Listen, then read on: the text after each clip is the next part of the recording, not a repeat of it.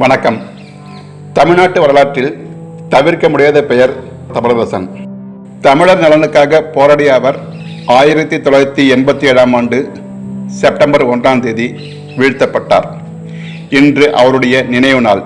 அவர் வீழ்த்தப்பட்ட வரலாற்றை சுருக்கமாக இந்த பதிவில் பார்ப்போம்.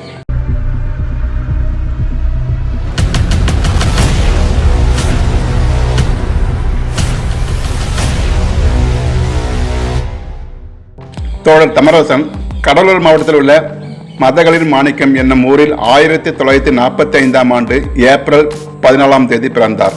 சொந்த ஊருக்கு அருகில் உள்ள பொன்பரப்பி என்னும் ஊரில் பள்ளி கல்வியை முடித்தார்.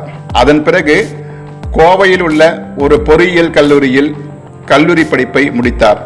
பள்ளி காலங்களில் இருந்தே இடதுசாரி அரசியல் சார்ந்து பல போராட்டங்களில் ஈடுபட்டார் தமிழரசன். இந்திய கம்யூனிஸ்ட் கட்சி, மார்க்சிஸ்ட் ஆகிய கட்சிகளில் தமிழரசன் இருந்துள்ளார். கல்லூரி நாட்களில் இந்திய மாணவர் சங்கத்தின் உறுப்பினராகவும் தமிழ்நாட்டில் நடந்த இந்தி எதிர்ப்பு போராட்டங்களில் தமிழரசன் கலந்து கொண்டும் போராடியுள்ளார். அந்த காலகட்டங்களில் சிபிஎம் கட்சியுடன் கருத்து ரீதியாக பிளவுபட்டு அதிலிருந்து வெளியேறி இந்தியாவில் சாரு மஜும்தாரால் 1969ஆம் ஆண்டு தொடங்கப்பட்ட இந்திய கம்யூனிஸ்ட் கட்சி லெனினிஸ்ட் என்ற கட்சியில் சேர்ந்தார் தமிழரசன். கல்லூரியில் படித்துக் கொண்டிருந்த காலகட்டத்திலேயே அவர் இருந்த மார்க்சிஸ்ட் லெனினிஸ்ட் கட்சி சார்பாக அறிவிப்பு ஒன்று வெளியானது. இளைஞர்களும் மாணவர்களும் அவர்களின் கல்லூரி வேலை குடும்பத்தை துறந்துவிட்டு போராட்டத்தில் ஈடுபட வேண்டும் என்று அதில் குறிப்பிடப்பட்டிருந்தது. அதனை ஏற்று தமிழ்நாட்டில் உள்ள பல கல்லூரிகளில் படித்து வந்த இளைஞர்கள் கல்வி வளாகங்களை விட்டு வெளியேறி போராட்ட களத்திற்கு சென்றனர். அப்படி சென்ற பல மாணவர்களில் தமிழரசனும் ஒருவர். கல்லூரியில் படிப்பை பாதியிலேயே விட்டுவிட்டு தனது சொந்த ஊருக்கு திரும்பிய அவர் அங்கு விவசாய தொழிலாளர்களுடன் இணைந்து போராட்டங்களை முன்னெடுத்தார். வீராணம் பகுதியில் வேலை செய்த விவசாய கூலிகளுக்கு தினக்கூலியை தானியமாக வழங்க வேண்டும் என்ற கோரிக்கையை முன்வைத்து போராடி அதில் மாபெரும் வெற்றி கண்டார் தமிழரசன். அரியலூர், பெரம்பலூர், கடலூர் மாவட்டங்களில் கம்யூனிஸ்ட் கட்சியின் பொறுப்பாளராக இருந்த புலவர் கலிய பெருமாளுடன் 1970ஆம் ஆண்டு தமிழரசன் சந்தித்தார். சாரு மஜும்தார் தலைமையில் தொடங்கப்பட்ட நக்சல் பாரி கட்சியை தமிழ்நாட்டில் தொடங்கிய நபர்களுள் ஒருவரான புலவர் கலிய பெருமாளுடன் தமிழரசன் நெருக்கமாக பழகத் தொடங்கிய காலகட்டம் அதுதான். அந்த கட்சியின் தலைமை எடுத்த முடிவின்படி அழித்தொழிப்பு நடவடிக்கை செய்ய தமிழ்நாட்டில் திட்டமிடப்பட்டது. அதாவது அரசுக்கு ஆதரவாக இருப்பவர்களை, அதிகாரம் மிக்கவர்களை அழித்தொழிப்பு செய்வதுதான் இந்த அழித்தொழிப்பு நடவடிக்கையின் முக்கிய நோக்கம். இதன் மூலம் தமிழரசனும் அவரது கூட்டாளிகளும் கடலூர், அரியலூர், பெரம்பலூர் வட்டாரங்களில் ஒரு சிலரை அழித்தொழிப்பு செய்தனர். புலவர் கலிய பெருமாளின் தோட்டத்தில் நடந்த வெடிகுண்டு விபத்து தொடர்பாக காவல்துறைக்கு தகவல் அளித்து உதவி செய்ததாக கூறி ஐயம்பெருமாள் என்பவர் அழித்தொழிக்கப்பட்டார். இதையடுத்து காவல்துறையினரால் தேடப்படும் குற்றவாளியாக தமிழரசன் மாறினார். காவல்துறையிடமிருந்து தப்பித்து முந்திரி காடுகளில் வாழ்ந்து கட்சியின் நடவடிக்கைகளை ஒருங்கிணைத்தார் தமிழரசன். 1971ஆம் ஆண்டு ஏப்ரல் மாதம் புலவர் கலிய பெருமாளும் தமிழரசனும் சந்தித்து பேசும்போது இருவரையும் காவல்துறையினர் சுற்றி வளைத்தனர். அப்போது அங்கிருந்து தமிழரசன் மட்டும் தப்பிவிட காவல்துறையால் புலவர் கலிய பெருமாள் கைது செய்யப்பட்டார். கைது செய்யப்பட்ட புலவர் கலிய பெருமாளை நீதிமன்றத்தில் ஆஜர்படுத்தாமல் சட்டவிரோத காவலில் வைத்திருப்பதாக கூறி நக்சல் பாரி கட்சி சார்பாக பல போராட்டங்கள் நடத்தப்பட்டன. அதன் ஒரு பகுதியாக நெய்வேலியைச் சேர்ந்த உளவுத்துறை அதிகாரி ஒருவரை தமிழரசன் அழித்தொழிக்க முயன்றார். ஆனால் அந்த அதிகாரி தப்பிவிட்டதாகவும் அதைத் தொடர்ந்து 1971ஆம் ஆண்டு மே மாதம் 30ஆம் நாள் புலவர் கலிய பெருமாள் கைது செய்யப்பட்டதாகவும் கூறி நீதிமன்றத்தில் முன்னிலைப்படுத்தப்பட்டார். புலவர் கலிய பெருமாள் கைது செய்யப்படும் போது தப்பிய தமிழரசனை காவல்துறையினர் தீவிரமாக தேடி வந்தனர். என்ற போதிலும் அவர் பல அரசியல் நடவடிக்கைகளில் தொடர்ந்து இயங்கிக் கொண்டுதான் இருந்தார். 1972ஆம் ஆண்டு சாரு மஜும்தார் இறந்த பிறகு நக்சல் பாரி கட்சிக்குள் பல முரண்பட்ட கருத்துக்கள் எழுந்தன. தமிழ்நாட்டில் அழித்தொழிப்பு நடவடிக்கை என்ற பெயரில் நடந்த அழித்தொழிப்புகள் இறந்தவர்களின் சொந்த சாதியை சேர்ந்த விவசாய கூலிகள் உட்பட அனைவரும் ஒரே அணியில் திரளத் தொடங்கினர். அதனால் தமிழ்நாட்டில் எதிர்பார்த்த அளவு மக்களிடையே இந்த நடவடிக்கைக்கு பலன் கிடைக்கவில்லை. அப்போது மக்கள் திரள் போராட்டங்களையும் சேர்த்து போராட்ட வடிவமாக கொண்டு செல்ல வேண்டும் என்று ஒரு கூட்டுக்குழுவை உருவாக்கி அதற்கு செயலாளராக திகழ்ந்தார் தமிழரசன். இந்திரா காந்தி பிரதமராக இருந்தபோது கொண்டு வரப்பட்ட நெருக்கடி எனப்படும் எமர்ஜென்சி நிலையை தொடர்ந்து சில மாதங்களுக்கு பிறகு காவல்துறையால் தீவிரமாக தேடப்பட்டு வந்த தமிழரசன் கைது செய்யப்பட்டார். திருச்சி மத்திய சிறைக்கு கொண்டு செல்லப்பட்ட தமிழரசன் அங்கு இருந்த புலவர் கலியபெருமாள், முனிராஜ், ராதாகிருஷ்ணன் ஆகியோருடன் ஒரே சிறையில் இருந்தார். பின்னர் அனைவரும் ஆலோசனை செய்து சிறையிலிருந்து தப்பிக்க முயற்சி செய்தனர். ஆனால் சிறை மதில் சுவரின் மின்சார வேலியை தனது கைலியை பயன்படுத்தி தாண்டி குதிக்கும் போது புலவர் கலியபெருமாளுக்கு காயம் ஏற்படுகிறது. அவரை காப்பாற்ற திரும்பி வந்த தமிழரசனை புலவரோடு சேர்த்து காவல்துறை பிடித்து விட்டது. சிறையில் இருந்து தப்ப முயன்றதாக இருவரும் கடுமையாக தாக்கப்பட்டனர். இந்த தாக்குதலினால் தமிழரசன் நினைவிழந்து 2 நாட்கள் அனுமதிக்கப்பட்டிருந்தார். பின்பு அனைவரையும் வெவ்வேறு சிறைக்கு மாற்றினர் சிறைத்துறை அதிகாரிகள். 10 ஆண்டுகளுக்கு மேலாக சிறையில் இருந்த தமிழரசன் 1983ஆம் ஆண்டு சிறையிலிருந்து விடுதலையானார். தமிழரசனும் புலவர் கலியபெருமாளும் சிறையிலிருந்து வெளியே வந்த பிறகு தமிழ்நாட்டில் தேசிய இன விடுதலையை ஆதரித்து 1984ஆம் ஆண்டு மே மாதம் கடலூர் மாவட்டத்தில் உள்ள பெண்ணாளத்தில் பெரிய மாநாடு ஒன்று நடைபெற்றது. இந்த மாநாட்டில் தமிழ்நாடு பொதுவுடைமை கட்சி என்ற புதிய கட்சி தொடங்கப்பட்டு தமிழ்நாடு, நாகாலாந்து, மிசோரம், காஷ்மீர் உள்ளிட்ட இந்தியாவில் வாழும் பல தேசிய இனங்கள் இந்தியாவிலிருந்து விடுதலை பெற வேண்டும் என்ற முழக்கம் முன்வைக்கப்பட்டது. மேலும் ஈழத்தில் நடைபெற்று வந்த விடுதலை போராட்டத்திற்கு ஆதரவும் வழங்கப்பட்டது.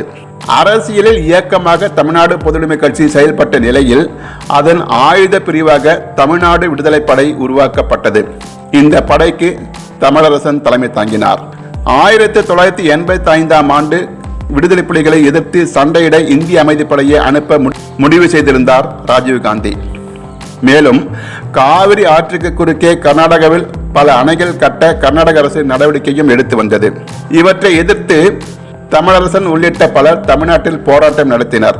அப்போது இந்திய பிரதமராக இருந்த ராஜீவ்காந்தி தஞ்சாவூர் மாவட்டம் திருவையாற்றில் நடைபெறும் தியாகராஜர் ஆராதனையில் கலந்து கொள்ள வரும் வழியில் இருந்த பாலம் ஒன்று குண்டு வைத்து தகர்க்கப்பட்டது. ராஜீவ்காந்திக்கு எதிர்ப்பு தெரிவித்து குடமுருட்டியில் இருந்த பாலத்தை 1986ஆம் ஆண்டு ஜனவரி மாதம் தமிழ்நாடு விடுதலை படையினர் தகர்த்தனர். இதன் மூலம் தங்களது எதிர்ப்புகளையும் பதிவு செய்தனர். இதைத் தொடர்ந்து இந்த சம்பவத்தில் தொடர்புடைய தமிழ்நாடு விடுதலை படையைச் சேர்ந்த தமிழரசனையும் அவருடைய கூட்டாளிகளையும் கைது செய்ய காவல்துறை அவர்களை தேடியது. தலைமறைவாக இருந்தவர்கள் குறித்து துப்பு அளிக்குமாறு காவல்துறை சார்பாக சுவரொட்டிகள் ஆங்காங்கே ஒட்டப்பட்டன. இந்திய அமைதிப்படை இலங்கைக்கு செல்வதை தடுக்க வலியுறுத்தி தமிழ்நாட்டில் ஒரு முக்கியமான ரயில் பாலத்தை தகர்ப்பதன் மூலம் மத்திய அரசின் கவனத்தை ஈர்க்க வேண்டும் என்று இந்த குழு முடிவு செய்தது. அரியலூர் ரயில் நிலையத்தில் இருந்து சில்லக்குடி செல்லும் வழியில் உள்ளது மருதையாற்று பாலம். இந்த பாலம்தான் சென்னையையும் திருச்சியையும் இணைக்கும் முக்கியமான ரயில் பாலம். இந்த பாலத்தை ரயில் வராத நேரமாக பார்த்து தகர்த்து விட்டு பொறுப்பேற்பது என்று தமிழ்நாடு விடுதலை படை சார்பாக முடிவு செய்யப்பட்டது. எதற்காக செய்தோம் என்பதை சுவரொட்டிகள் மூலம் பொதுமக்களுக்கும் தெரியப்படுத்த வேண்டும் என்றும் முடிவு செய்யப்பட்டது. இதற்காக 3 குழுக்களை உருவாக்கினார் தமிழரசன். பாலத்தை தகர்க்க ஒரு குழு, சுவரொட்டிகள் மூலம் இந்த செய்தியை பொதுமக்களிடம் கொண்டு சேர்க்க ஒரு குழு, குண்டு வெடித்ததும் ரயில் நிலையங்களுக்கு இந்த செய்தியை கொண்டு சென்று ரயில் வராமல் பார்த்து கொள்ள வேண்டும் என்று ஒரு குழு என 3 குழுக்கள் அமைக்கப்பட்டன. அதிகாலை 3:30 மணிக்கு ஒரு பெரிய வெடிச்சத்தம் கேட்டது. அரியலூர் இருப்பு பாதை உதவி அலுவலர் டேனியலுக்கு ஒரு தொலைபேசி அழைப்பு வந்தது. அதில் மருதையாற்று பாலம் குண்டு வைத்து தகர்க்கப்பட்டதாக சொல்லப்பட்டது. ஆனால் அரியலூர் இருப்பு பாதை அதிகாரி அதை நம்பவில்லை. சிறிது நேரத்தில் சில்லக்குடி இருப்பு பாதை அலுவலரும் தொலைபேசி மூலம் இந்த தகவலை அவரிடம் சொன்னார். அப்போதும் டேனியல் நம்பவில்லை. மீண்டும் தொலைபேசி மூலம் அழைத்த இருப்பு பாதை அலுவலர் திருச்சிராப்பள்ளிக்கு வரும் ரயிலை இடையிடையே நிறுத்த வேண்டுமென கேட்டுக்கொண்டார். ஆனால் டேனியல் அதையும் ஏற்கவில்லை. இந்த டேனியல் என்பவர் தமிழ் தெரியாத வடநாட்டு அதிகாரி. இவர்கள் சொல்லிய தகவலை அவர் சரியாக புரிந்து கொள்ளவில்லையா அல்லது அலட்சியமாக இருந்தால் தெரியவில்லை. இதனால்தான் ஒவ்வொரு மாநிலத்திலும் பணிபுரியும் அலுவலர்கள் அந்தந்த மாநில மொழிகளை கட்டாயம் தெரிந்திருக்க வேண்டும் என்று ஒரு கருத்து அப்போது எழுந்தது. ஒருவேளை தமிழ் நன்றாக தெரிந்த அதிகாரி அந்த இடத்தில் இருந்திருந்தால் அன்றைய ரயில் விபத்தை தவிர்த்திருக்க முடியும். சென்னையிலிருந்து திருச்சிக்கு வரும் மலைக்கோட்டை எக்ஸ்பிரஸ் அதிகாலை 4:35 மணிக்கு அரியலூர் நிலையத்திற்கு வந்து சேர்ந்தது. 4:37 மணிக்கு அது அரியலூர் ஸ்டேஷனிலிருந்து புறப்பட்டது. 8 நிமிடத்தில் சில்லக்குடி நிலையத்தை அந்த ரயில் அடைய வேண்டும். ஆனால் 15 நிமிடம் ஆகியும் ரயில் சில்லக்குடிக்கு வந்து சேரவில்லை. இதையடுத்து அந்த ரயிலை தேடி புறப்பட்டார் சில்லக்குடி இருப்பு பாதை அலுவலர். அவர் மருதையாற்று பாலத்திற்கு சென்று பார்த்தபோது பாலம் இடிந்து போயிருந்ததால் மலைக்கோட்டை எக்ஸ்பிரஸ் ரயில் விபத்துக்குள்ளாயிருந்தது. இந்த விபத்தில் 26 பேர் உயிரிழந்தார்கள், 90 பேர் காயமடைந்தனர். தமிழரசன் மற்றும் அவரது கூட்டாளிகளின் நோக்கம் ரயில் பாலத்தை தகர்த்து மத்திய அரசின் கவனத்தை ஈர்ப்பது மட்டும்தான். ரயிலை கவிழ்க்க வேண்டும் என்ற நோக்கத்தில் இந்த குண்டுவெடிப்பு நடக்கவில்லை. இந்த சம்பவத்திற்கு பிறகு குண்டுவெடிப்பு சம்பவங்கள் நடத்தக்கூடாது என தமிழ்நாடு விடுதலை படை முடிவு செய்திருந்தது. ஏனென்றால் இந்த இறப்பு குறித்து தமிழரசன் பெரிதும் கவலைப்பட்டதுதான் காரணம்.